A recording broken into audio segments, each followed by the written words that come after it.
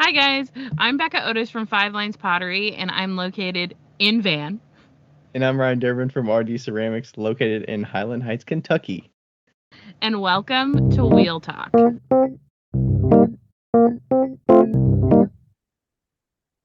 All right. Hello. We're live. Yellow. We're live. Yellow. Took a week off, Yellow.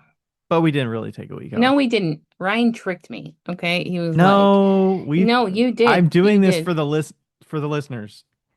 No, you did this. You were like, let's not record today, and we can do fucking pot swap." And We then could talk right pot swap after, instead, and then which was right more after, more work yeah, than and I was doing so recording. busy. And then right after he was like, "Hey, do you want to do two recordings next week?" I'm like, "Fuck you, bitch." You did say a few weeks ago that you'd rather do two recordings in a week and take a week off, but We this is didn't take a coming. week off. I mean, we kind of did No, we officially didn't. from No, we recording, didn't. but not from working. That was worse than recording. I know. That's why you just need to be like, or just power through. uh I asked Taylor, I was like, "You wanna take over the podcast for me?" And they were like, no. Of course I was kidding. I can bring in some Isaac Shoe guest hosting No, somebody pinch told me hit. that I was better than Isaac Shoe. They were like, "God, glad you're back," because Isaac garbage. You should tell him that. I'm sure he's listening to this, maybe. Exactly. He's gonna listen to this. No, we love Isaac. Um, Even though he just gets people to buy his pottery because of his cute baby. But Said he had a you great gotta use show. what you got. If you don't Yeah. have any talent, you gotta use those children. I'm kidding. Actually, Karina's the talent behind everything, He'll admit that obviously. too, so She's, yeah, she's great. How are you doing? had the weekend off. Did some family activities, but got a lot of throwing time in the studio the last week. I delivered a wholesale order, not a wholesale order. I delivered a commissioned dinnerware set order today. So that's out of the studio. Wow. It was a big one. And finishing up a wholesale order. It's going to North Carolina.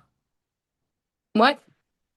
It's going to North Carolina. The Oh, or God, I thought you said you something. were going to North Carolina.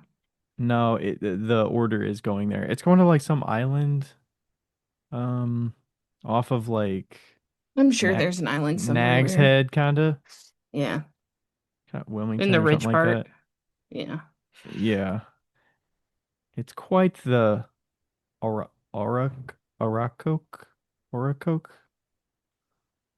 Oracoke Island. I don't know, something like We that. were just talking about this yesterday about how people try to pronounce things in Washington and then Preston was like, it's the same here in North Carolina, people trying to pronounce shit. Yeah. Catawba.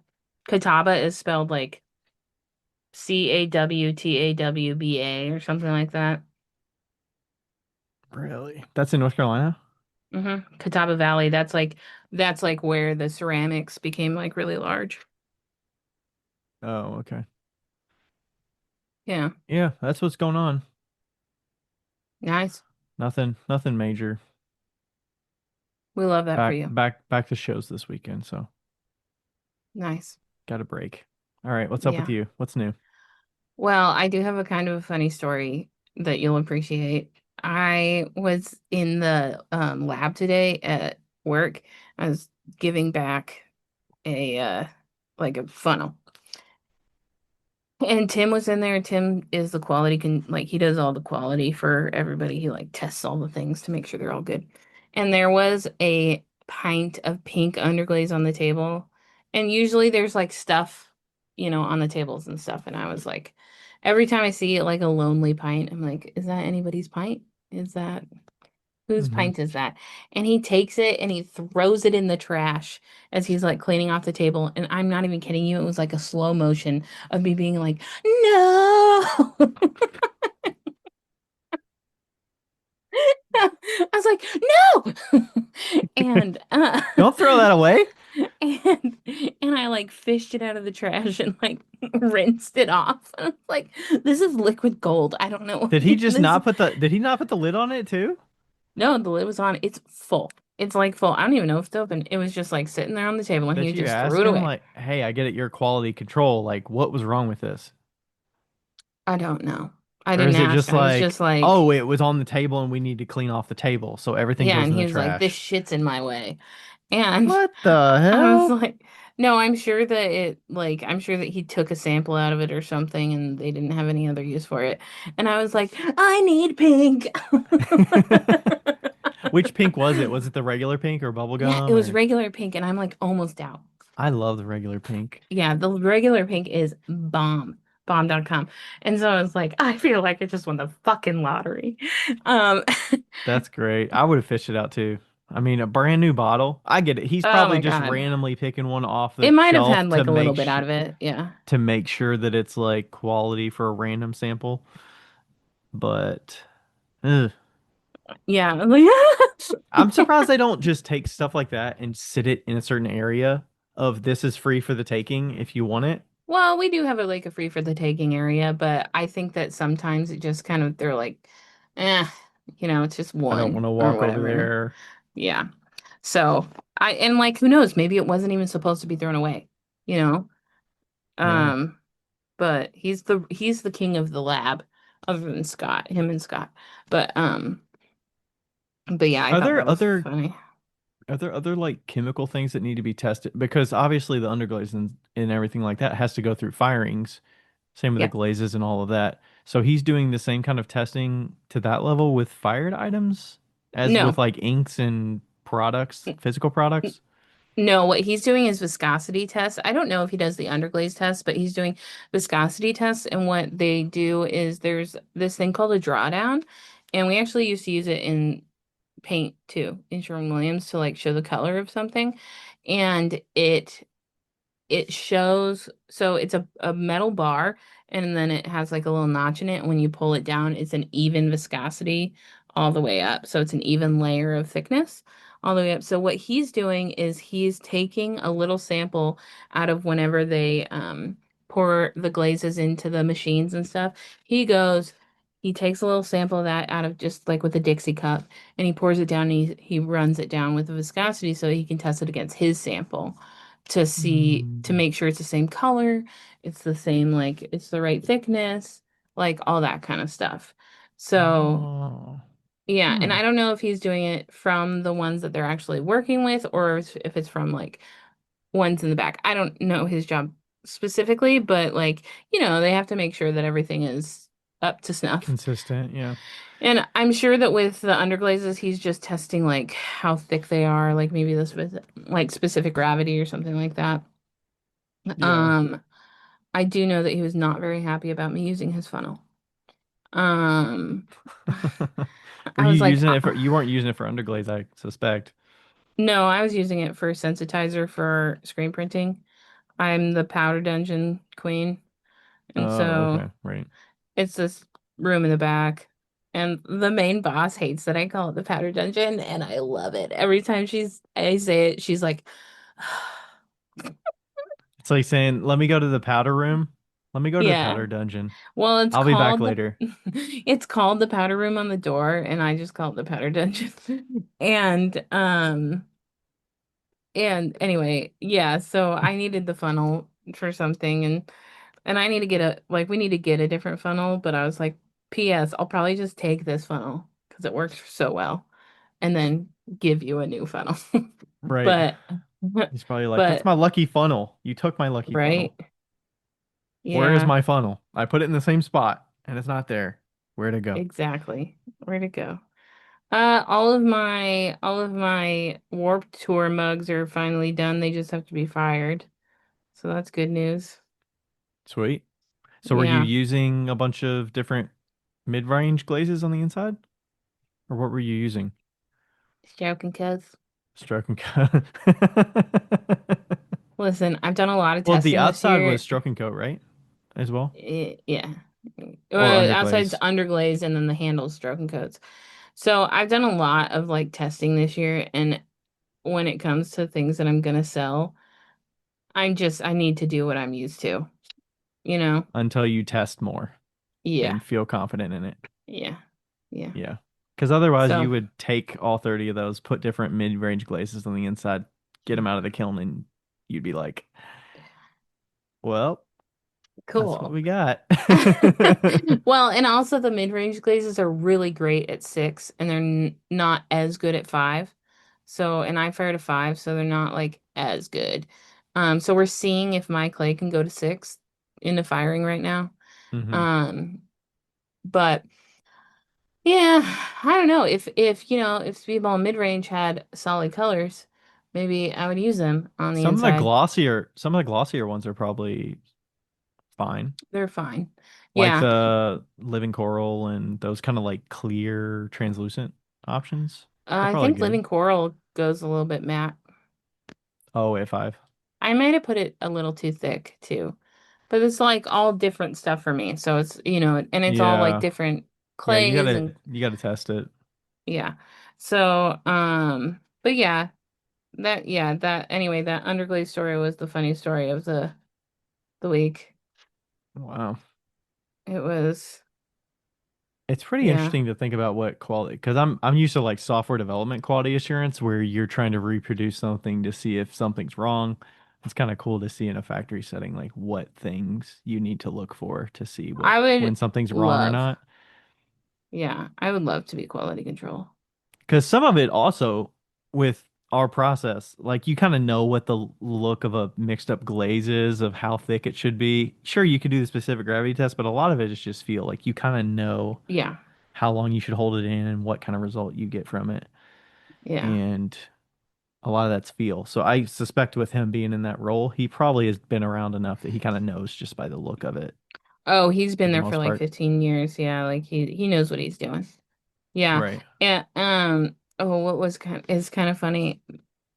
There's like a new kid in mixing. He's young and like 19. And PS, I'm officially to the age where I'm like when I see a 19-year-old, I'm like, "Oh my God, they're so cute. Look at those little cheeks." Um Uh, but I was walking out of the powder dungeon and I was like, "Oh, underglazes." And he goes, "How did you know that?" And I was like, "You're looking at a Mason stain right now."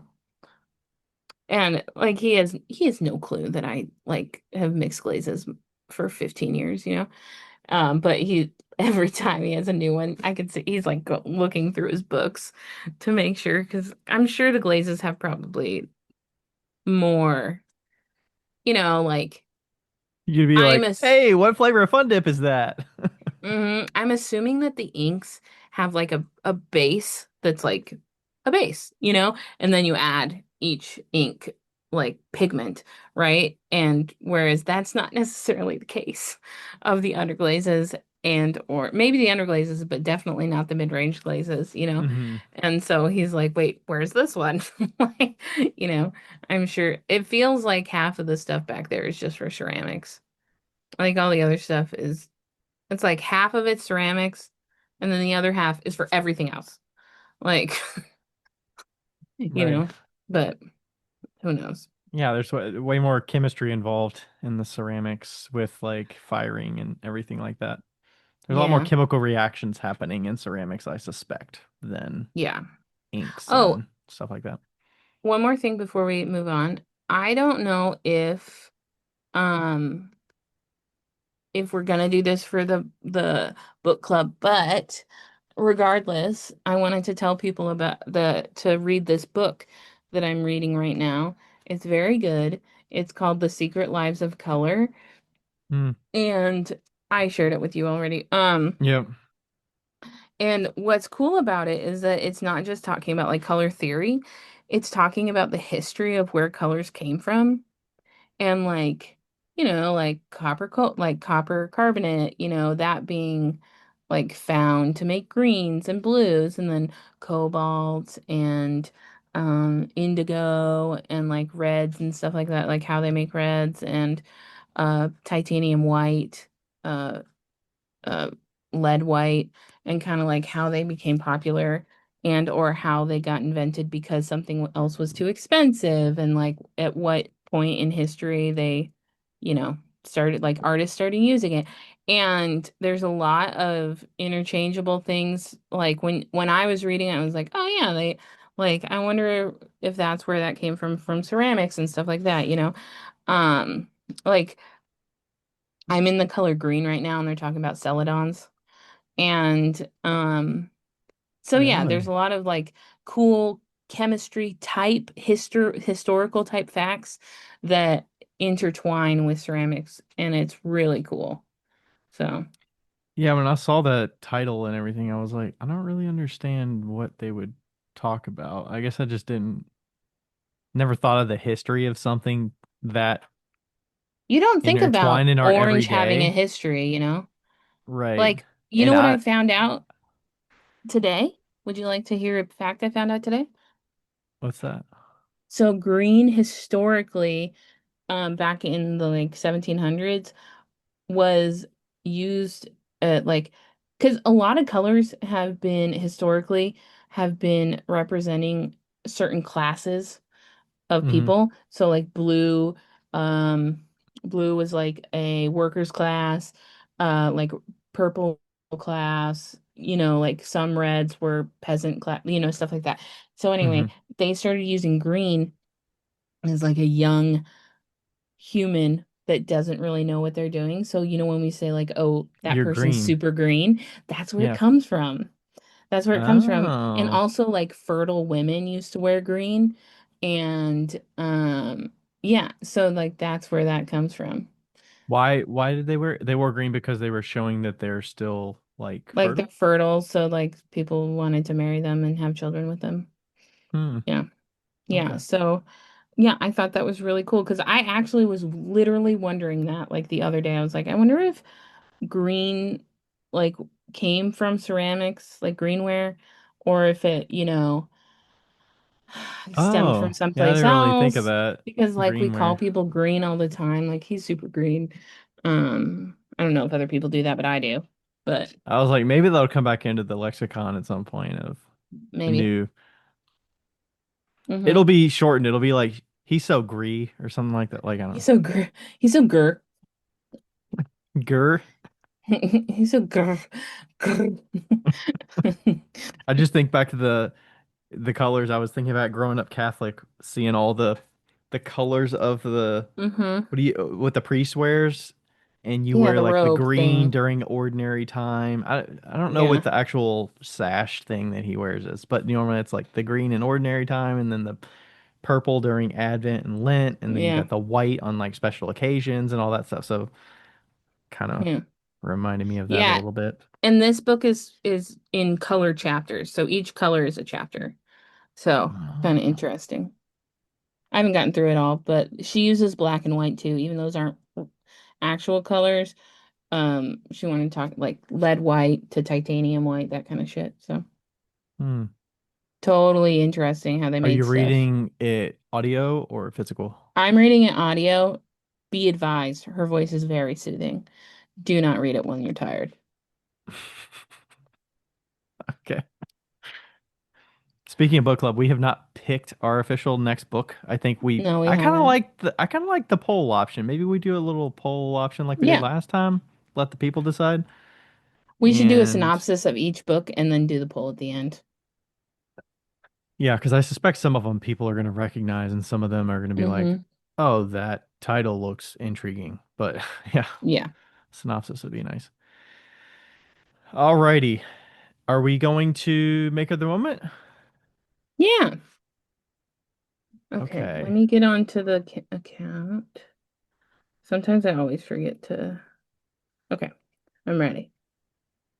What's All right. yours? Mine is kikusho.creates. KIKUSHO dot creates. So it looks like her work is very anime focused, very I painterly. wonder I wonder if Kelsey follows her. I don't know where I found her stuff. but the like painting and the, using the underglazes and glazes to Okay. make it look really good. Kelsey Like, does follow her. Yeah. got a good background here with the painting, I'm sure. Pottery plus anime plus nature. So, Nice. a lot of cups. There's some mugs. There ain't very many posts, but you can kind of see the Oh, I love that one. which one. Uncle Iro. I That's don't know. from, oh God, what is that from? Oh, the I think first it's one, the from, first post. yeah, I'm pretty sure it's from, It says uh, Avatar, AT, yeah, Avatar Last Airbender. Um, yeah. I mean, good looking mm, coverage. Like a lot of these with the super heavy painted surfaces, making sure that you get really quality and finishes in do the you see end what they're because it's like a doing? one-off. Like they're outlining the painting with the glaze. They're not actually covering the painting with clear. Hmm. Yeah, it looks like the painting is probably underglaze and then masking it maybe. Mm-hmm. But yeah, it kind of Can you keeps that spell it for me detail. again? KIKUSHO Okay. dot creates.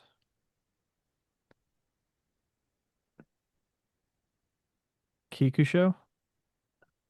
Kakusho, Kukusho. maybe? Kukusho. We apologize for us butchering your name. Yeah, that's so cool. Oh my All God, that right. is so cool. Yeah, so she's just below 2,000 followers right now. God, that's so cool.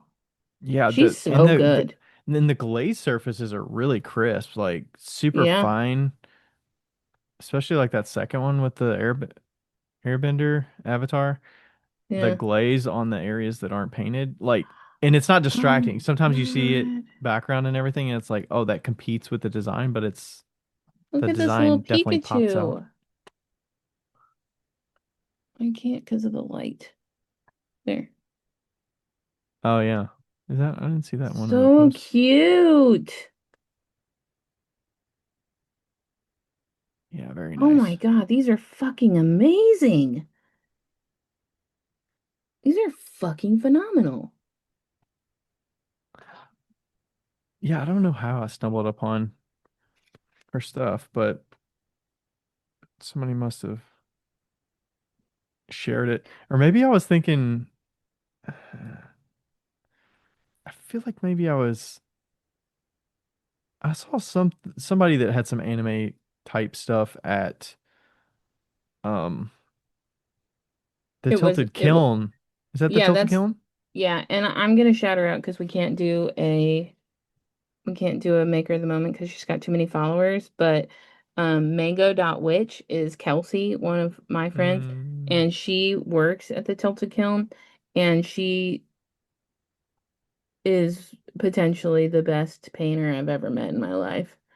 So, okay, so um, it's that in that same vein, that same vibe. yeah, Okay. yeah. Like she's not doing the backgrounds like uh Kakusho, but she's got some pretty like the thing about Kelsey is that she's throwing on porcelain and like it's perfect. Like it's like perfect. Like she's selling cups for like $500. Yeah. I mean, the amount of Yeah. time spending doing the painting on Yeah. there is a lot. Yeah, like one dot is like a mess up for her. So, Hmm. yeah, it's crazy. Okay, so that's Kakusho. That was amazing. So excited for that one. Okay, I found this one today and I am stoked about it. It's Courtney Holler and the Instagram is The Wheel Ceramics. The Wheel WHEEL Ceramics. And what really caught my eye was these donut type mugs that she's making or they're making. Mm. And Egg. Yeah, the Yeah, little so circles with the blue background. yeah. And there's like these mugs that have, it looks like she's using, those look like Amico velvets, but I just really like the like not perfectness of them and they're just great. They're just great. Like Mm-hmm. they look like little Cheerios on a mug. Mm-hmm. Yeah, they're each like one of a kind and putting that getting that glaze on there consistently. I wonder if they're being taped off or Yeah, I don't know, but they're waxed great. or latexed or something. They're so cute. And the color combos are fantastic. So, Mm-hmm.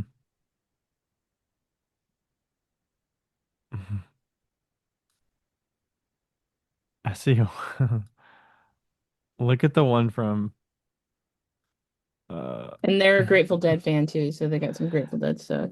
I just say there's one from 420 it's got an attachment to the mug. You see it? It says Electrolux on the front of it. Hold on one second.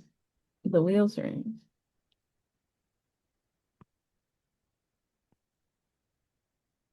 Jesus. Okay. Which one is it? It's from April 20th. It's next to the big skull plate with the Okay, but did you see the yes, but did you see the camel? yeah, I like that one. It says strut your Strut your stuff. stuff. Yeah, those are great. Okay, where's the skull plate? How far down is this? Is it far down? Uh, it's maybe 30 posts down. Oh, It's got like a little vacuum cleaner looking thing on the front. Rage Against the Machine. Shit show, admit all. Main as fuck. I can't find it. Show me on flip your thing. I can't flip my thing. I'm doing it on my computer. Well, shit.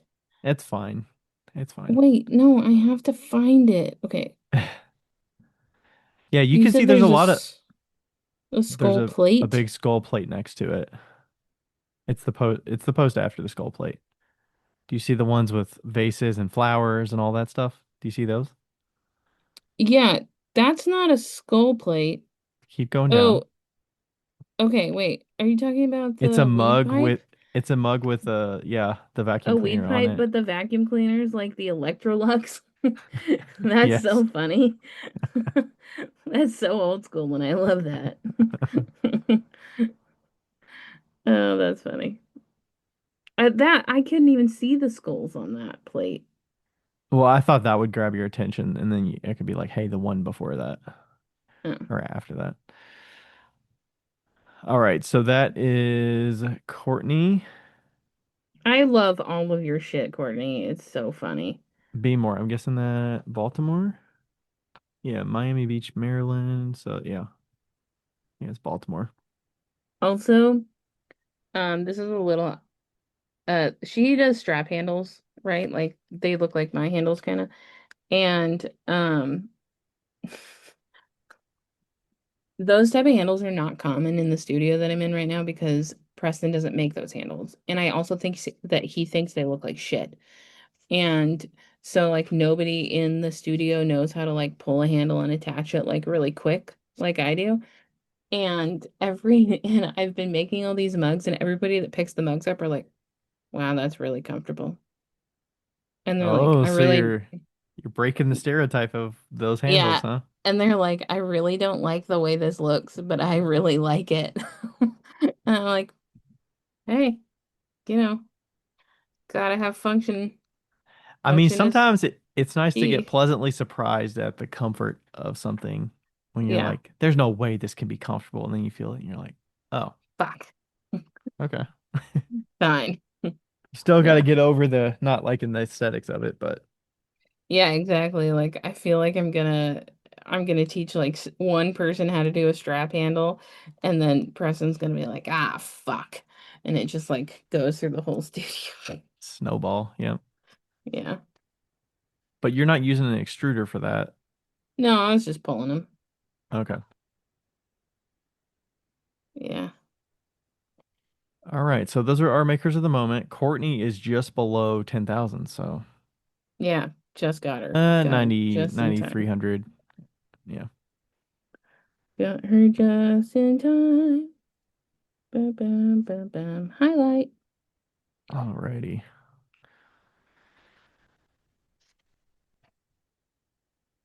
So Cool, cool, cool. before we get to our questions, I know I told you the last time that I was cranking through those kiln firings in my L&Ls. They're getting a little rest this week, so we're giving them a little time to um get away from the firing. And the kiln, the studio's a lot cooler these days without them firing. So I bet. we'll probably get to a bisque kiln this week, but yeah, I'm ready to get them firing again here soon. But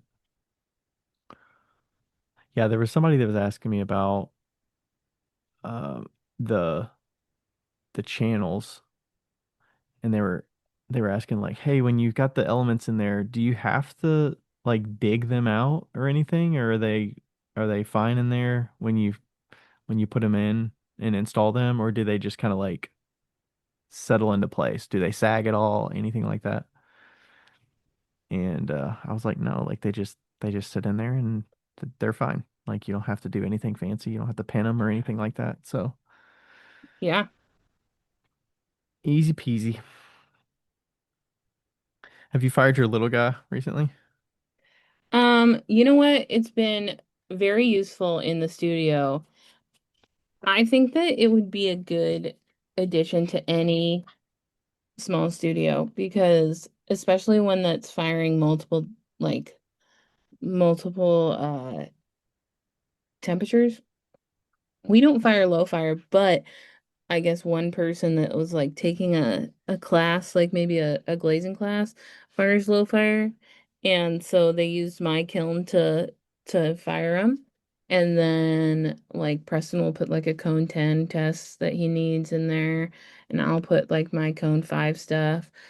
For a while, like they fired a cone 6 and I fired a cone 5. So for a while I've been kind of hesitant to get into their firings just because I don't know how the clay is going to work. So we have a tester in one of the firings right now, but it's been good to have it there just in case I want to, do it.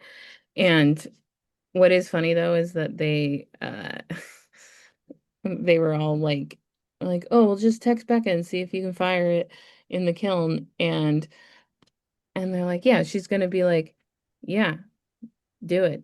And then one of the guys was like, yeah, but first she's going to be like, bruh. Of course. But yeah, I think I quite literally texted back, my kiln is Sue kiln. Me kiln S two kiln. Me kiln is Sue kiln. But yeah, and like teaching him how to kind of use the fancy controller piece cake. So yeah, it's been great for the studio. I think that Preston really enjoys having it just for the little stuff, you know. Yeah. Do you all have smaller items that people are firing in there, or is it mostly just those temperature specific things? Um, no, we're not firing like Nobody's student making work that's jewelry. small. Mm-mm. No, I'm gonna start making jewelry again soon.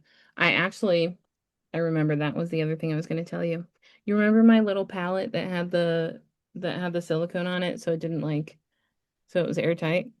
I got a bigger one, and so I'm gonna start The painting palette. Oh, the palette was still okay. with underglaze. So I'm Hmm. gonna start painting jewelry again. But yeah, no, the no, we mostly use it just me, James, and Preston. Like and Tim. Like there's only four of us that have used it, really. Because I don't really want students to touch the kiln, to be completely Right. honest. Well, yeah, you want So somebody experienced to, yeah. Like I want the people that I trust to do it. So yeah, but somebody yeah, that's not it's gonna been mess up great. like a cone 4 for a cone O 4 kind of thing. Right. Yeah. And I mean like I have advancer shelves in there. It's not like it's gonna fuck everything up. Like I don't Hmm. it'll be fine. But um, yeah, I want to get a shelf that's like exactly the right size, like exactly the interior size. Since it's a two-piece kiln, I could put one in the very bottom, and if anybody had like a glaze overflow, it would just go on the shelf instead of on the brick, you know? Mm. Yeah. Yeah, it'd be hard to get it. Oh, I guess you'd have to slide it and drop it in there like perfectly. Well, Yeah, I you'd mean, I have don't to know how like tight you're talking here. Like, you can tight. only get it out if you lifted the body of the kiln Yeah, up over it. yeah, tight. Okay. I was gonna say because it sometimes the element channels would prevent you from actually getting it down to the bottom No, tight. if Because they stick then out. if you had something like just wide enough, you could stick it right in there and not have to worry about it, like finding a shelf that's big enough to cover Hmm. the whole bottom. But I like having the a little, probably 3/4 of an inch gap around the outside, and I put hmm the posts kind of in the right spot so they're kind of on the floor, so I can have a yeah, shorter second shelf if I need to, yeah, for sure. so I can fit more things on the shelf. But yeah, I haven't had to fire them anytime recently, the small kiln, but I'll be getting my slipcast pieces through in the first glaze firing soon. So we'll see how much they Yay. shrink and everything. Um, I did bisque them already. They didn't seem that much different with shrinkage and stuff, but they're very white. It's very noticeable with the porcelain versus the hmm stoneware. So that's nice. Yeah. All right, we're going to talk about kilns a little bit later too, but if anybody wants to look up these kilns for the small guy or the bigger ones, where do they go? Hotkilns.com. Boom. All right. So we're going right into our questions today. So we have, it's basically a Q&A episode. We got a few of them we're going to get through here and see where we end up. We've got five on the list. I don't think we're going to get through five, but we shall see. Let's start with the first one. It's from Ceramics by Margaret, and it reads, "Do you see an overall theme with your work? How would you I do. describe the theme of your work?"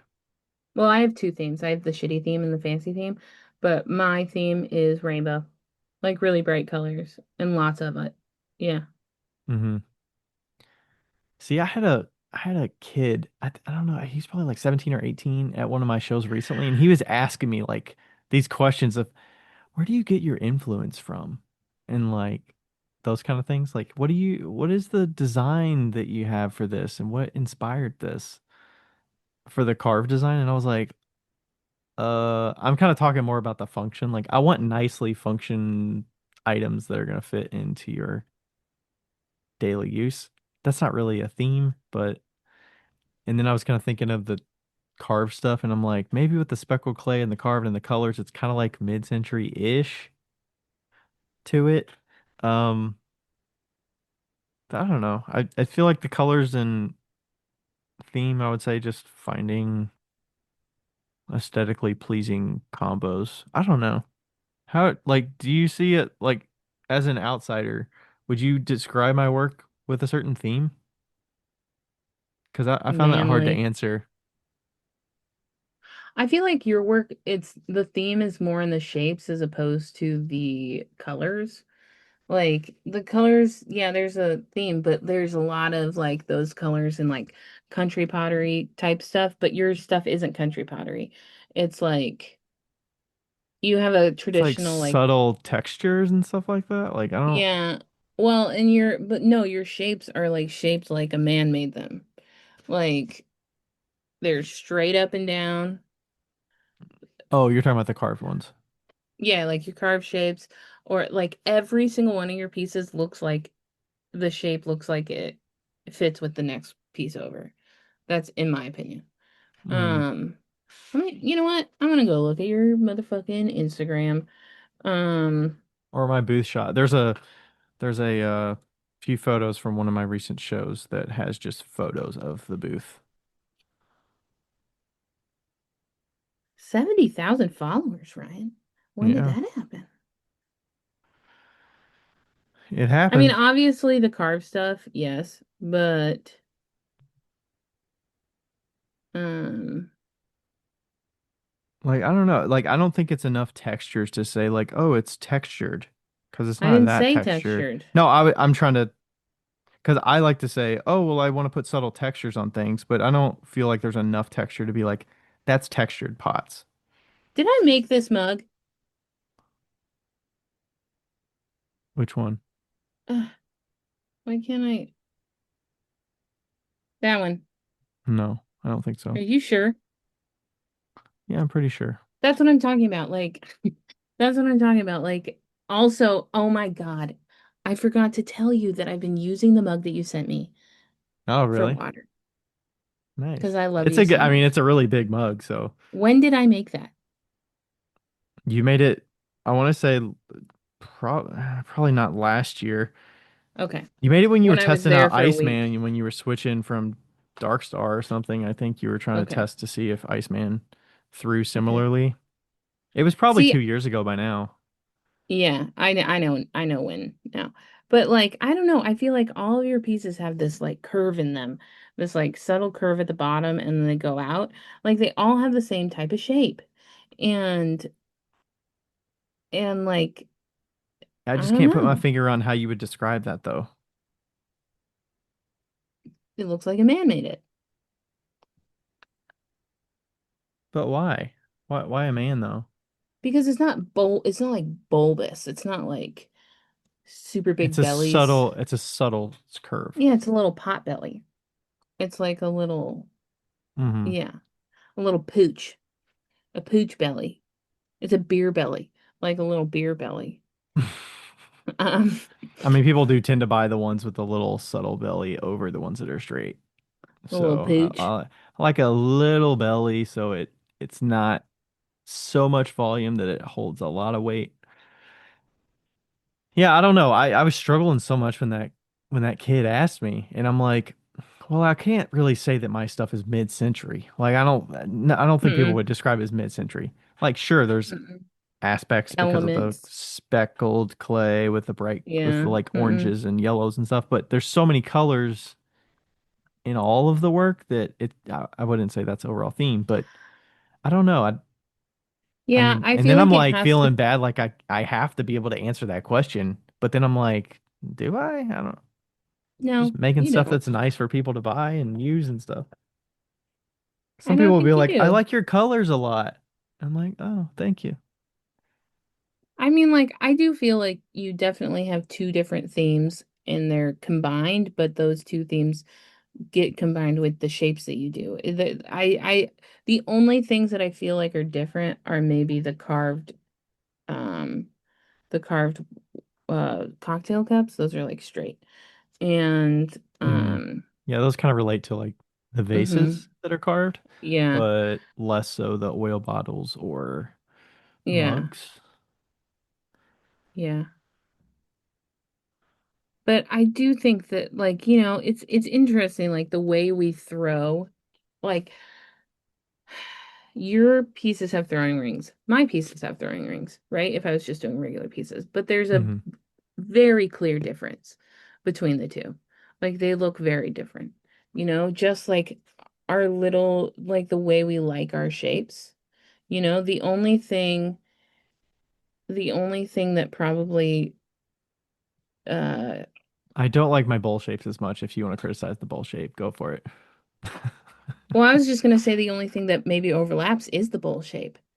Oh, I was gonna say that I've still been on the fence about my bowl shape for the last few years because I just can't get that consistent curve. It's one of those things where I throw a batch of bowls and the first bowl that I make is my favorite, and then I can't reproduce it because I get the the depth and then I get the flat spot, and I'm like, it's not an even curve. And then that's why I'm Yeah. like, I don't like throwing the pasta bowls because I'm not feeling good about the end result of them. Yeah. But hmm,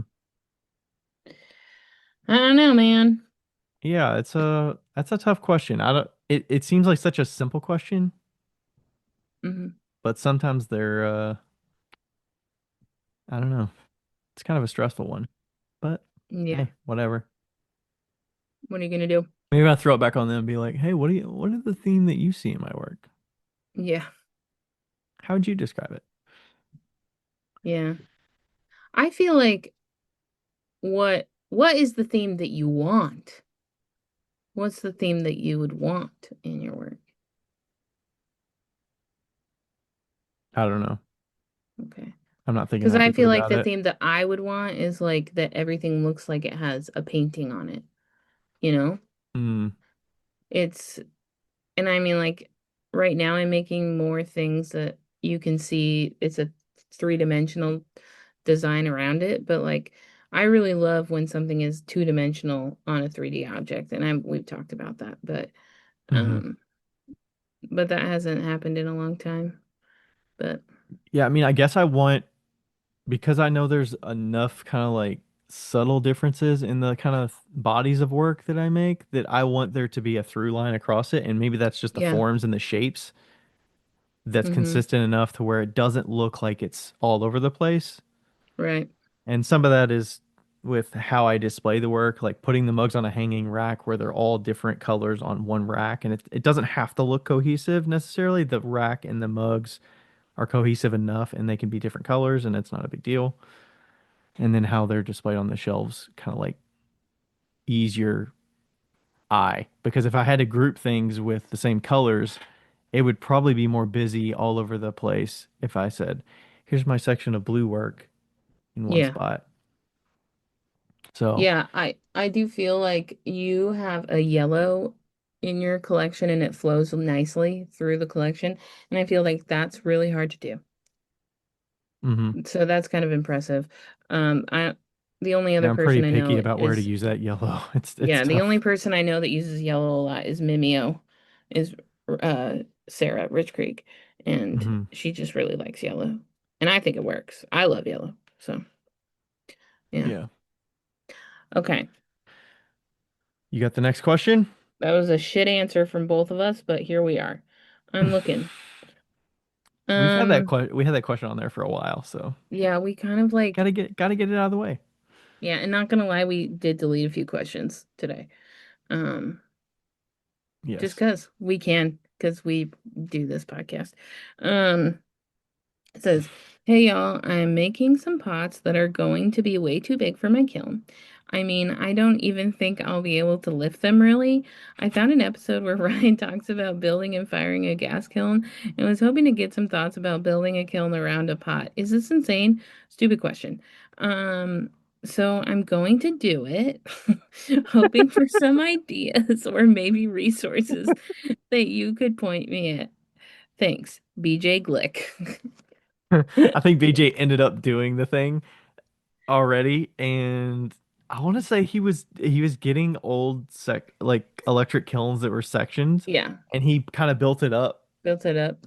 and then put the lid on it, and he fired it with gas. So, I mean, that's pretty much what you could do. I don't know that Yeah. wiring up and stacking a bunch of rings of kilns and hoping the electrical's going to work is the best bet. So I feel like gas is the way to go. I mean, he didn't You say could do anything a about a pit fire. oh gosh, that would be horrible. He didn't mention if he was in a community studio or anything, but some of that stuff would be so difficult. I would not want to transport something like that, but I mean, he's going to have to move it to where the kiln's going to be built around it or put the kiln bodies over it and stack it or whatever. Yeah. I don't know. That sounds like so much work. That's why most folks are like, okay, what kiln do I have? What space do I have to work with? Because those are my parameters. I can't build bigger than that because I don't want to have to figure out how the hell I'm going to fire this thing. But some people are like, I'm going to build this thing. I'll figure out how to fire it later. If it makes it through, I'll figure out how to fire it. So I think Yeah. that might have been the situation here. I haven't made anything that large that I needed to figure out a kiln problem like that. Yeah. So, whew. Rough. Yeah, I I feel don't like a have front loading like, kiln would probably be nicer here too if you can have a studio or something that has a front I loading mean, kiln you or can like do a two cart electric things. kilns. You could do two electric kilns, stack them on top of each other, and just plug them in. Do you so are they plugged into different ports and then you have one control like two controllers or one controller or how does Two that work? controllers. Two controllers. Okay. Yeah. Huh. Yeah. I don't even know if he already had a kiln at all, but Mm. whew, what a problem. Yeah, I mean, like I if it's not a functional piece, you could just raku it. yeah. Put some trash cans over it. Yeah, I wonder if I wonder if doing the stacking to get it bisqued at least and then take it somewhere to get glaze fired or just Mm. repeating the same thing with the bit. Like maybe you do the stacking situation but you can't get it hot enough to get it to the glaze Yeah. temperature. So you're like, "Oh, well, I'm going to bisque it and then I'm going to Yeah. take it somewhere to get fired professionally, like at a community studio Yeah. that has big enough kilns for this." I don't know. Is it worth it? Let me work See, it. that's why I'm like, are you how much you going to spend to fire this in a community kiln? Like a couple Yeah. $100? Like, is this something that in 10 years you're gonna be like, why the fuck did I fire that? Like, is it good I would enough hope it's not to, like a commission or something where it's like somebody asked me to make a pot this big. Now I gotta Mhm. figure out how to fire it. Yeah. Oh, geez. Yeah, what a situation. I think BJ got it fired. I don't know. I didn't follow up to see how the results ended up turning out or what he ended up doing, but Well, Godspeed, BJ. Godspeed. yeah, good luck. I'm sure that they figured it out because all of our questions are like a year old. Uh, No, this one's not that old, but okay. not that old. So, if you were putting a kiln together and getting it wired, or maybe you're doing a little outdoor kiln like I've got for the soda kiln, and you're putting pots in there, you might need something like I have for my soda kiln. You might need a little studio bag to help you store all of your essential tools. Yeah. I mean, like, yeah, do you know what bags we're talking about? We're talking about fucking Sula. Sula. I'm like, I don't know if I threw Becca off there or if she realized. And guess what? They come in like a bajillion colors and I think over 25 and Mm-hmm. you can get a discount with us. It's the Yeah. biggest discount on the motherfucking market. Yeah. I want to know how many people have used it. If you've used those discounts or you've got a Sula since hearing us talk about it, we'd love Yeah. for you to tag us and show us your Sula.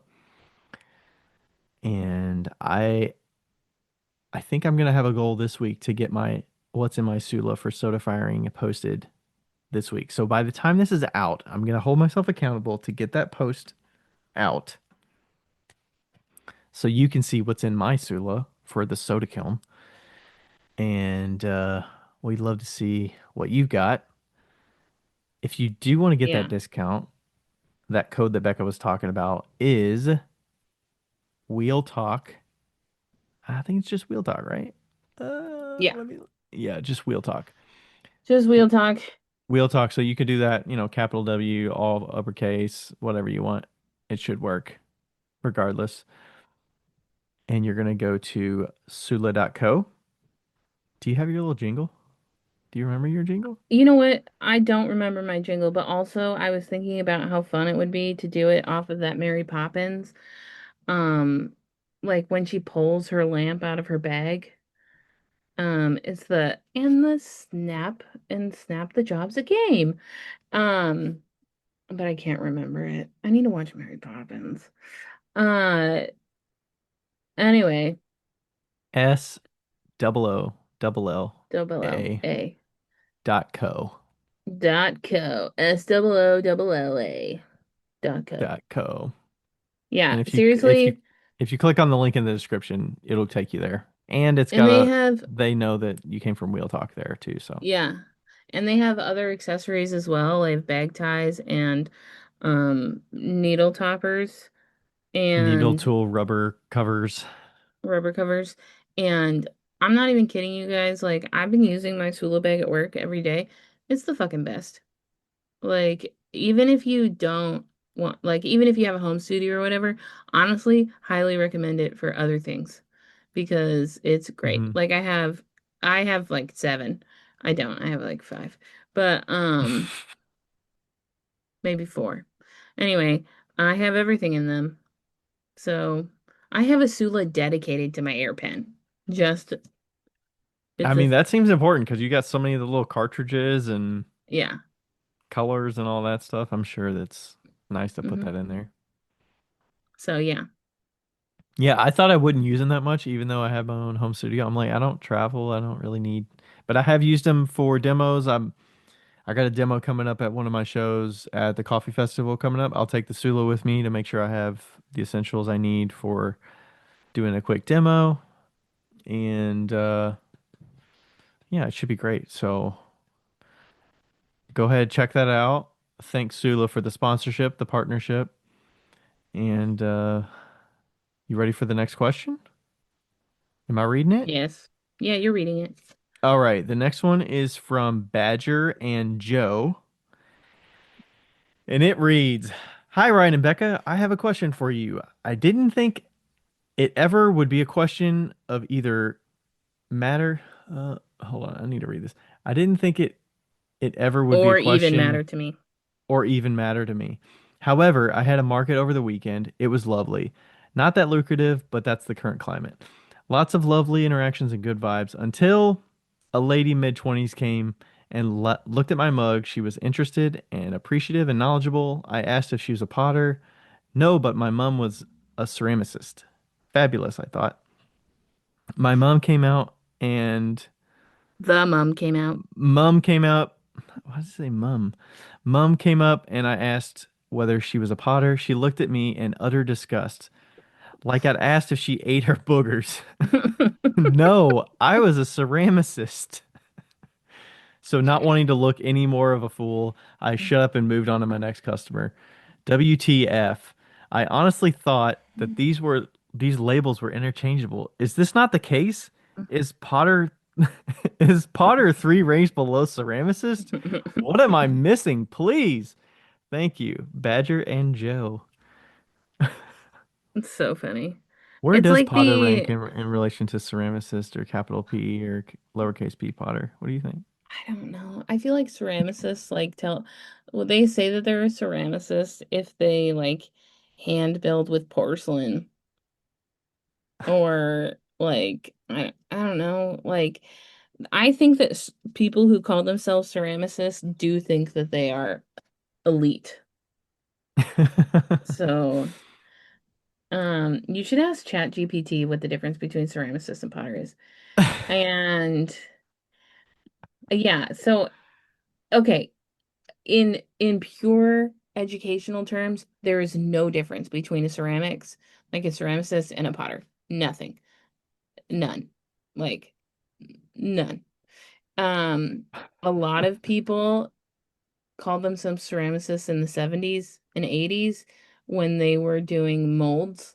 Like typically it would be paired to like a mold person where they like fucking carved out the mold seams and then painted them and then Hmm. fired them. Um, but yeah, did you ask ChatGPT Yep. yet?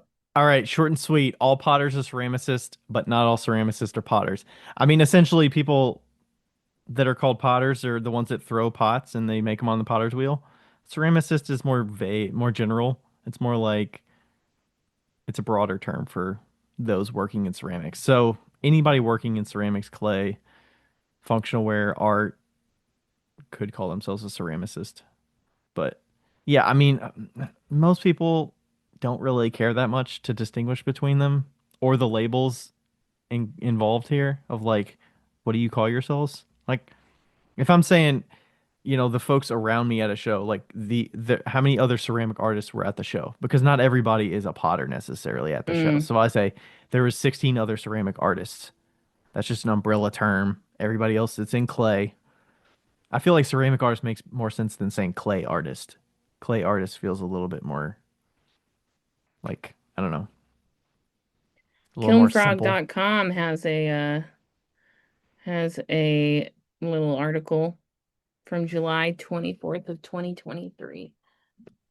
The main difference between pottery and ceramics is simply that pottery is solely made from clay, while ceramics can be made from other inorganic, non-metallic materials. That's ceramicist? Yeah. That Well, doesn't I sound mean, I right. assume that they're talking about like low fire ceramics are made just from shit, what's it called? What's it called? Why am I forgetting? What am I forgetting? I almost feel Ah, like that sometimes when people ask, is all of this clay or is it ceramic? It's like they're interchangeable. Like they're yeah. the same thing. Is all of this Yeah. pottery or is it clay? You know, they're all, I mean, sure, there are differences if you're getting to the nitty-gritty of it, but like in reality,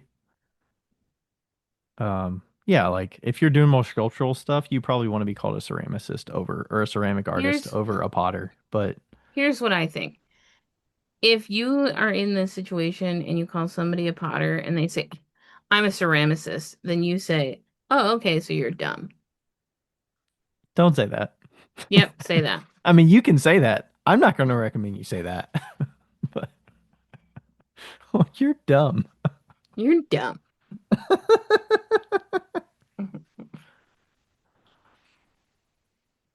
You're dumb.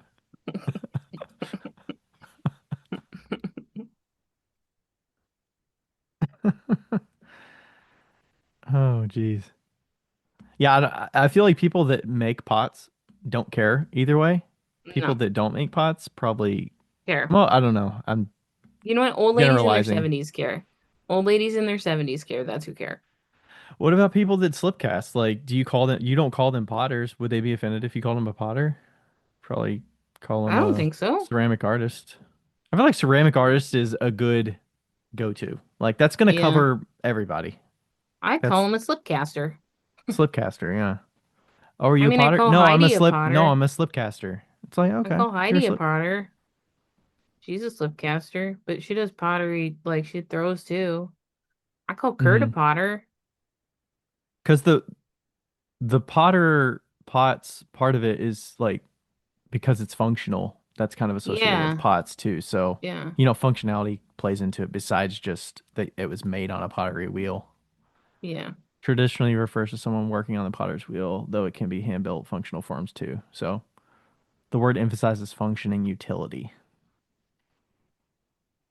Yeah, I think it yeah, if you're making sculptures like installation pieces or big sculptural pieces, you probably it feels simplified to be called you're making pots. I would call you a sculpture artist. A sculptor. Yeah, you're a Oh, sculptor. I'm not a potter, I'm a sculptor. I'm a sculptor and I use clay. Boom. Yeah. We should ask Jackie what she prefers to be called. I wonder if she has it on her Instagram. I doubt it. We're talking about Jackie Head. Jack. Yeah, that's what I thought of when you first when I was first talking about the Jackie head. She's an installation artist, right? Yes, she is. It doesn't say on her Instagram. I was wondering if maybe it said on her website too. Artist and designer. I feel like Yeah, designer's kind of nice. yeah, for sure. Anyway, Hmm. just under your breath, be like, you're dumb. You're like, well, that was dumb. Dumb. D-U-M, dumb. Uh, All right, three down. We're to four. All right, what's the fourth one, Becca? fourth one. Um, okay. Fourth one is, hi, Ryan and Becca. Love the podcast. I currently make at home and use KilnShare. I'm considering a front-loading kiln because it optimizes the interior space to fit my large flutter bowls, 14-inch diameter, wind blown dry. While still fitting in the outdoor shed I tentatively have planned for it. I was originally planning to get an 18-inch diameter top loading kiln, but with 15-inch shelves and space for posts, my flutterballs don't actually fit. Front-loading kilns seem uncommon for electric kilns. What are some pros and cons to front-loading kilns versus top-loading for the electric kilns? I mostly single fire to cone 6. Thanks. MWY Pottery. All right. I believe that's Melissa, I think.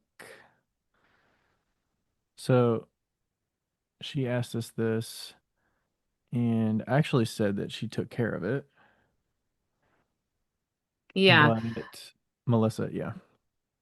So, first of all, if you are throwing 14-inch things, you need to consider getting like a 23-inch, 28-inch kiln, not a 18-inch kiln, because you never know. You might you might increase that 14 inches to 20. Hmm. And you want to make sure that you're like good, So like but I th regardless, it I would have think it's to.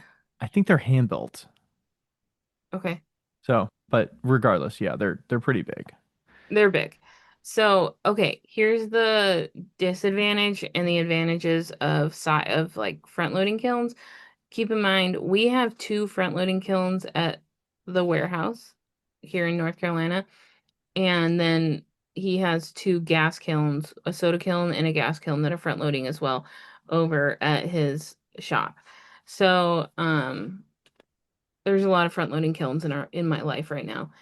Uh And there's a top loading kiln too. So here's the thing you gotta consider with front loading kilns is that your shoulder hurts after a while. Putting in the shelves can hurt your shoulder if you're short. And Hmm. also if the shelves are heavy. Um, Because you're I not rem necessarily, some of them are deep enough that you've got to actually put them all the way to the all back the and way to the then back. put a load in the front as well. It's Right, not just one shelf that spans the entire depth of the kiln. right. So keep that in mind. But Preston loves front loader kilns. Like he would much rather have a front loader. I think that it's cool that you can see everything, you know, when you Yeah, load it up. it's a nice kiln reveal. I mean, if anybody's followed Kurt Yeah. Hammerly for a while, you've seen those before Yeah. and afters. Like it looks really nice to be able to actually see everything. Yeah. I don't know though. At the same time, I kind of like looking down onto my pieces. Maybe it's just because that's what I've known for most of my life, you know. Hmm. But I will It say, feels more like a present, like you're opening it up, like, and yeah, there's but still a big reveal as you unload it, which is it's kind of not nice. that as much as you can see the space around. So it's a lot easier to fit things in, Oh, right, I yeah. think. I mean, like the only way that I know of loading a side loader is like you touch the piece literally and then move it back a little just to make sure it's not touching. So, Yeah. So maybe a little harder to tightly pack it, yeah. get more pieces in the kiln that way. Yeah. I could see that. Yeah. Yeah, I've only packed a few gas kilns in college front loader, and it's kind of fun to load it, but yeah, the shelf thing would suck over time. I could see that Yeah. being a annoyance. But like tall things, so easy to load in tall big things. If your like future is big, front loader. Yeah. Yeah, my advice to Melissa when she asked me this, I can't remember if she asked me this directly through Instagram or whatnot, but I was recommending a shorter, wider L&L. Yeah. So the ones that have 26-inch shelves, that's what I was telling her would be Yeah. my recommendation because you can fit nice wide pieces in there. I Yeah. mean, a 26-inch shelf is huge. It whether it's a full shelf or half shelves. And that way you're not wasting a whole shelf just with one piece. You can at least put like some other pieces in around it. Yeah, I was firing some plates recently in mine. I was worried it was going to take like 6 or 7 firings to get through all of them because I had, well, probably not that many. I was worried it was going to be a lot of firings. I think it ended up being like 3 to 4 because I had 14. bigger plates, and I think they were maybe 11 inches bisqued and Yeah. glazed. And I was like, "Ooh, it's gonna be tough to fit all these in here with the because my kiln diameter is the 21 inch, but you can like on one single shelf you can put three of them or Yeah. maybe two. Like you can fit a good amount, even though it's because it's not just a square. Like you can fit them nicely with the Yeah. octagon. So and I think the fit spoon biggest rests around it and thing, all that kind of stuff. So right? The biggest thing is if you're planning on doing wide things, is regardless to have single shelves, like big enough shelves so that you don't have to split it half, and fit it on one side or whatever. That way you can move it to wherever you want it to be. That would be my recommendation. hmm yeah, it's nice to just put a whole shelf on top of a shallow shelf, or you don't have to worry about, oh, this thing's gonna hang over a half shelf. So you got to make sure you Yeah. load it appropriately so you don't bump it when you're putting the next half shelf in, or stuff Yeah. doesn't touch it when it's hanging over and all that stuff. Because Yeah. I think Meg has she's got those shorter. She's always had those shorter L and L kiln. Well, she's like 5'1". So Have you ever had one of those short wide ones? I feel like you've tended to have the no. ones that are 21-inch shelves. I've Besides the had oval kiln, 20. obviously, but No, I had a 10 cubic foot, a 7 cubic foot, and oval. So, none of them have been short and wide or that. mm-mm. Yeah, No, but I've had to have a step stool for every single one of them. So, yeah. Because I my kiln, sorry, my studio footprint has been a little limited, so I always went for the smaller shelves, skinnier. taller. Yeah. So, Yeah, I wouldn't mind a short squatty one. That'd be nice. But I think my next one will be a 3 cubic foot or 2 point whatever cubic foot. hmm So, those are nice too because you can reach everything. But because I mean, this is like two layers on the short one, E28S. This is already 7 cubic feet yeah. being that short. I think that's the one that Meg had. And you can Yeah. get, I mean, you can get a lot of stuff in that size. Yeah, and as somebody that's like not making a lot of tall things, it's fucking prime. Yeah, that'd be great. All right, that's it for that question. Do we want to do the last one? We've got one more, or do we want to cut it? What are you feeling? I don't know. All right. I Did you what look do at you, the last one? yes, you call it. I think we should end on this last one. I think it'll Okay. be en encouraging, hopefully. Okay. I'll do this one because it's long. Okay. Um Dear Ryan and Becca, huge fan of your podcast. Your insights, tips, interviews, and advice have been incredibly helpful. I have enjoyed making ceramics for almost 30 years, and it's primarily a hobby, but I also sell at a few markets every year. Lately, however, I've been struggling with a persistent feeling of inadequacy. No matter what I create, it feels imperfect.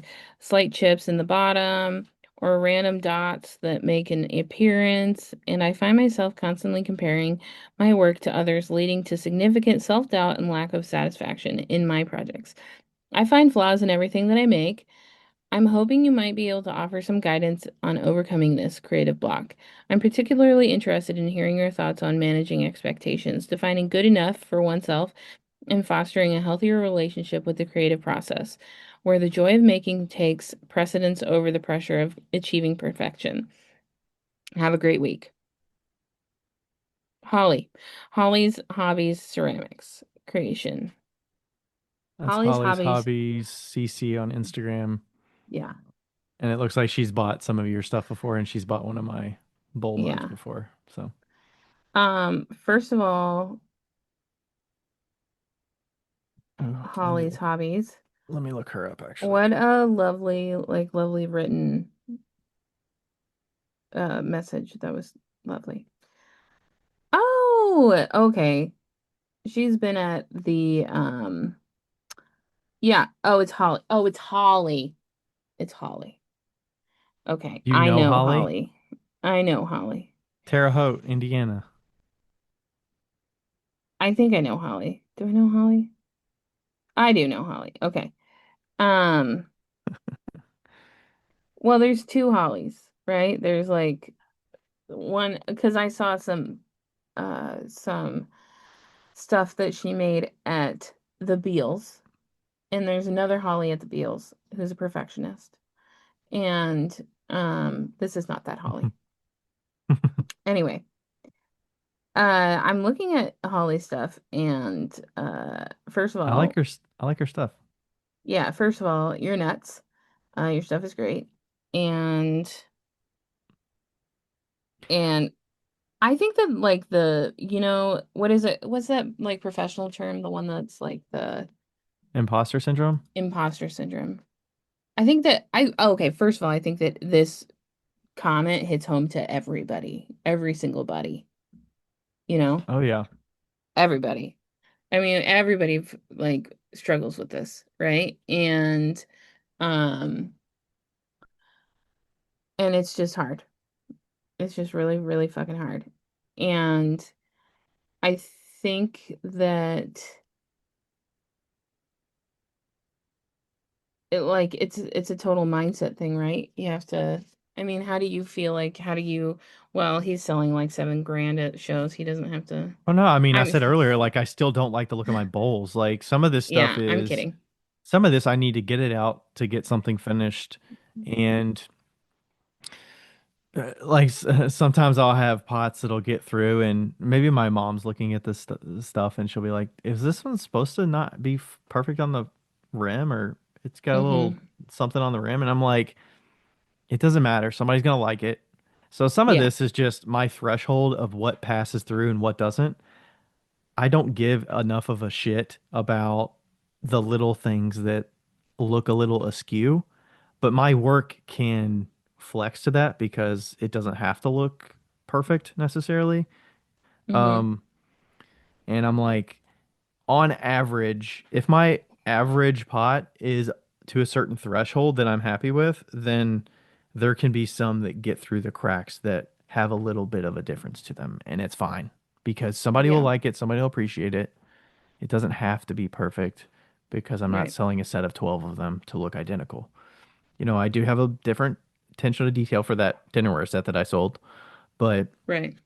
they do have to go together. But I think killing yourself with being perfect, like none of us are perfect. You can strive for that, but I don't think we're ever going to get there. And to expect that of yourself is just going to kill you and like hurt your creativity and feel like you're never enough. Here's what I'll say. And this is an advice from Mary Ann Otis, my mother. Um, because she always used this is I'm gonna say it and then I'm gonna tie it to what I actually mean by it.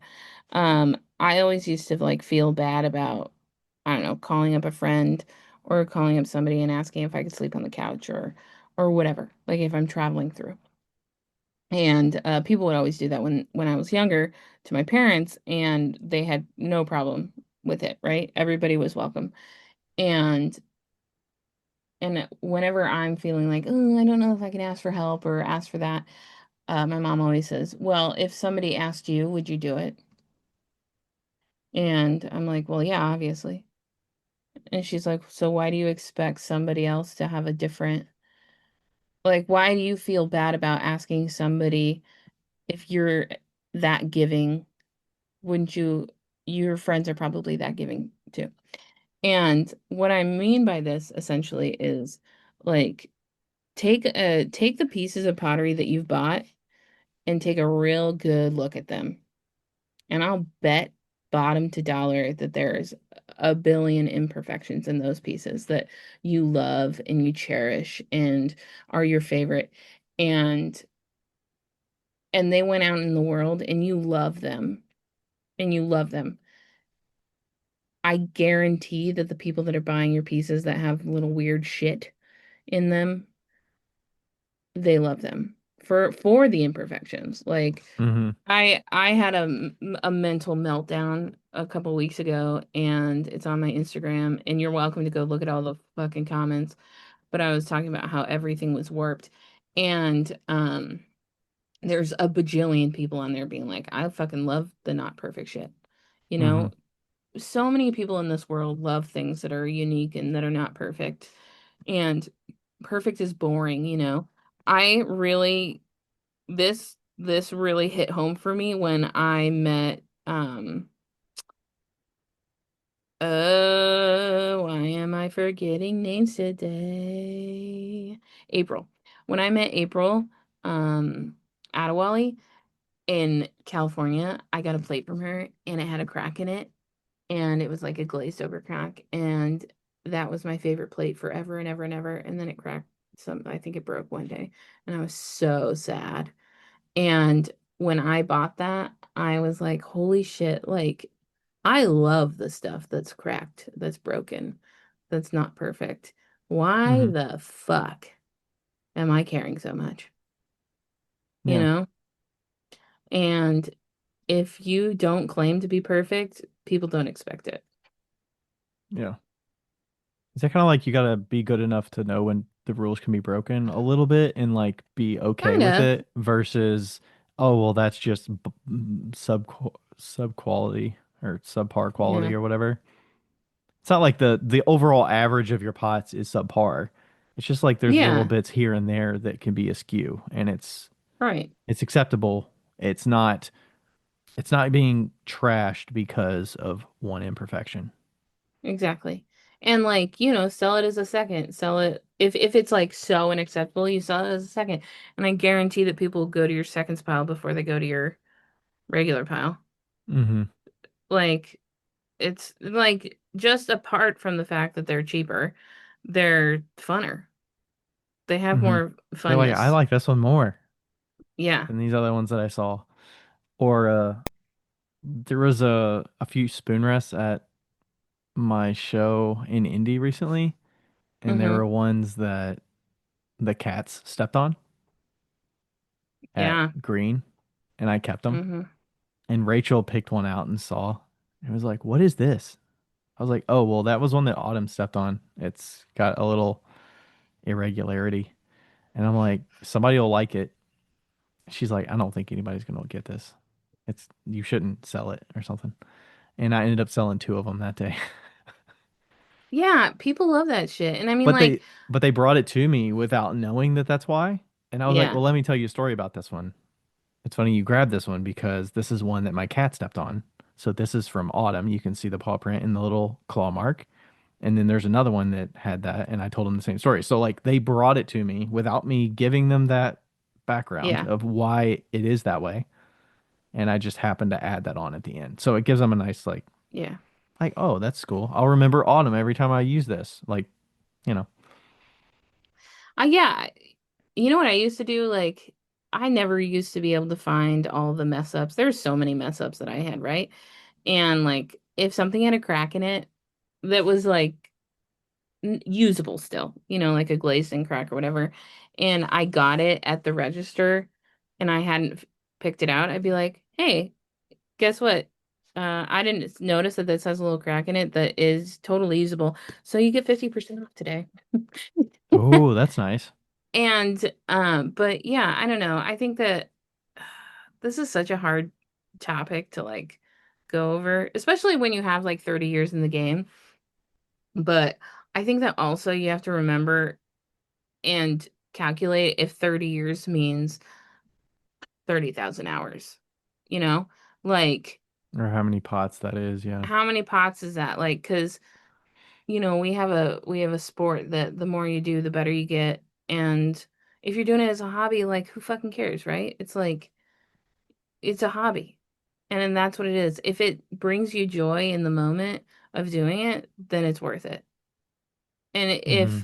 if you've succumbed to the fact that like it has to be perfect or else you can't sell it, then maybe you should stop selling things for like a minute, you know?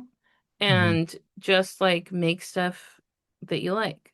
Or stop And making the piece that's giving you frustration at the moment. Like yeah, if you've been making a bunch of mugs and the handles keep cracking on them, stop making maybe stop them. making mugs for a few weeks and just be like, I don't Yeah, have to make them right now. If it's going to give me more frustration to be like, I feel like I'm hitting my head against a wall with these yeah, mugs because the handles keep popping off. Like, it could be that they changed the formula of the clay because of raw materials. And there's something yeah, different about the properties of that clay that you're using that is not your it's not you that's causing it. It's some other factor Yeah. that is outside of your control that you need to adapt to. Like that Yeah. could totally be doable because I had some mugs that had little cracks around the base of the handle because I think I attached them too late. And I was just thinking when Becca said, "Oh, well, this one's got a crack in it." Like I'm looking at those pieces and I'm like, "Should I glaze them? Should I put them through the process if I know that they get that little crack around the base at bisque?" Gla Glaze will fill that in. And then I'm like, "Are people going to notice? If they do notice, who, you know?" So, I think coming up with I always I think a lot of this as well with the is momentum and building confidence. Mm, So like stick if you're in a rut, I say go to the thing that makes you feel most confident. What are you most confident in yeah. making? If it's like spoon rests, I mean, I was throwing spoon rests yesterday and then I was cutting them off and I was popping them off the bat today and I was like, shit, I shouldn't have used a thin wire because they're like stick to one another and then they got that little they started cracking a little bit around the base. I'm like, are these all 30 of these gonna be like cracked around the bottom? Like what the fuck? Um, so sometimes that can happen, but yeah, go to something that you're confident in, build that momentum of like, okay, like I'm doing well with this, and then work off that momentum. Mm-hmm. I definitely do that myself a lot. So, Yeah. Also, um, I mean, if it helps, find pieces that you absolutely hate and just trash talk them to yourself. Just be like, God, I fucking hate that. It's so ugly. It's like, I bet that motherfucker is warped to hell. And, I know that seems really petty, but sometimes we got to do that just to lift ourselves up. Or unfollow the people that make you jealous. Just fucking do it. mm, Unfollow the people that or make you jealous. unfollow them or mute them. You can mute them too. Yeah, you can mute them too, but definitely do that. And and also I wanted to let you know that I have physically seen a mug that was sold for $300 have a crack in a handle and be warped at the same time. So, just because it's expensive doesn't mean it's good. And Right. just because it's got a crack doesn't mean it's bad, you know? Back in the Yeah. day, I would have been like, "Ugh, this is terrible." And now I'd been like, "Eh, like, oh well." Yeah, your threshold for acceptable. I think when you're making hundreds of pots or thousands of pots, yeah. I mean, there's not a ton of loss normally. So like, sure, I'm throwing a pot and I get frustrated and I squish it. Like sometimes I'll fight with it. Sometimes I'll squish it. Like I squished a couple bottles the 2 days ago because I was like, so frustrating. I can't get this thing. And you just squish it and you keep going. Yeah. Or you get fewer and fewer flops and mess ups and inconsistencies and flaws. The better you get at making the thing. So. Hopefully you're trending that way. If it's still happening, then maybe take a break from it for a bit. Yeah. All right, that was a lot of questions today. Yeah, we have to figure out what we want to do tomorrow. We can talk about some stuff tomorrow, I'm sure. Meh. All righty. Woo! Hopefully, I feel like we mentioned Pot Swap is coming up. Look out for that soon. We're gonna have to. I mean that podcast is gonna have to come out in the next few weeks. So, y'all will be on the lookout for that. It's coming in Hooray, October. yay. We'll Hooray. talk we'll talk all all about the differences this year. And as you're thinking about that design pot swap design contest, if you're not familiar with that, come up with a design that's pot swap 2025 related. You do not have to be a participant in pot swap to do this, Nope. but come up with an illustration design that is unique yourself. Please do not use AI for it. And we will be choosing one design from each person this year. Well, yeah, So, we had that requirement last year. Only oh, submit one did we? design. Yeah. Oh, I okay. mean, some Yeah, people choose your did best. multiple designs and they gave us like different black background or white background or whatever, but Yeah. yeah, just give us one version, one file, one Yeah. version. So be thinking about And that. You no can AI. no AI. Yeah, do not use AI for it. Any last words, Becca? Um, yeah, fuck them all. Just fuck them all. Just be like, just, you know what? Fuck, Now's your fuck. fucking moment. And you know what? Whenever my sister used to come down, and ask me how her hair looked, I'm a terrible sister, first of all. We should clarify this. But whenever she would come down and ask me how her hair looked when I was younger, I'd just be like, nobody cares. Nobody cares how your hair looks. And I realize that this is my super directness that I was trying to convey. But nobody cares how your shit looks except for you. hmm Um Yeah, that's you up to you to just define your standard, but yeah, nobody's looking that deeply. no, nobody's like snickering in the corner. Nobody cares about your life other than you, your family, and your like kids and The stuff people that are that love you. that are paid to care for, not paid for it, but that are Yeah. expected to that have to love you. Yeah. So like just remember that nobody cares. And I mean like really truly if you think about that it is kind of freeing, you know? Like Yeah, don't feel like there's a magnifying glass on you all the time. And you got yeah, to keep it up to this certain standard because everybody's going to know. I used to think, oh, I can't repost that thing because somebody's going to remember that I posted that already. It's like nobody fucking cares. You can nobody fucking repost the cares. thing. That's fine. Yeah, someday we'll convince Ryan that we can do that with podcasts. So, We'll see. right. You've been working little by little. It's my 6th year of working. So, When the situation calls for it, we might need to get there. But yeah, right. All right. alrighty. Thanks everybody for listening, and we'll catch you next time. And bye. Bye. Hey, everybody. Thanks for listening to another episode of Wheel Talk. This podcast is made possible through the contributions of all of our listeners who always ask us great questions, leave us reviews, and contact with us through social media. Thanks to all the fellow makers as well who take time to be interviewed and share about their lives and businesses. And thank you to Ashley from Boldover Ceramics and Lindy from Lindy Garner Ceramics for their assistance on the Whale Talk Podcast Instagram. You are invaluable. Thank you to everybody.